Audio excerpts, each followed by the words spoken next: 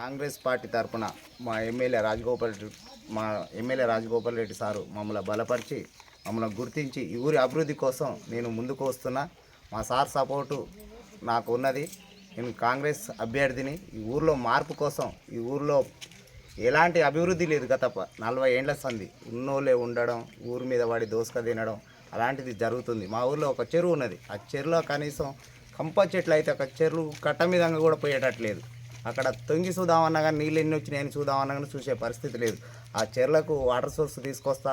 మా ఊర్లో drainage system కానీ, రోడ్లు కానీ, ఇంద్రమ్మ ఇండ్ల విషయంలో అరువులకు ఇవ్వాలి. కానీ అరువులకు ఎవరికి ఇయ్యలే.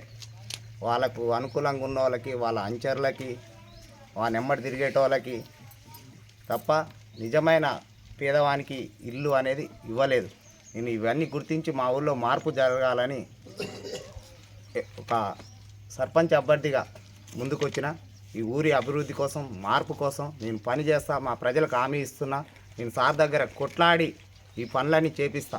మాదొక మేనిఫెస్టో ఉంది. దాని ప్రకారం మా సార్కి నేను గెలిచినాక ఊర్లోకి పిలిపించి ఊర్లో డప్పు చాటిప్పించి అందరినీ సమక్షంలో కొడగుచ్చి కాడ కూర్చొని మా సార్ రాజగోపాల్ రెడ్డి గారిని తీసుకొచ్చి మా ఊరికి ఇవి కావాలి, ఇవి చేయాలి, ఖచ్చితంగా మీరు చేయాలి, నా ప్రజలకు హామీ అని నేను సార్ తోటి కొట్లాడి పనులు చేపిస్తా అని ప్రజల తరపున, కళ్ళపల్లి ప్రజల తరపున చెప్తున్నా. నాకు ఓటేసి భారీ మెజార్టీతో గెలిపించాలి.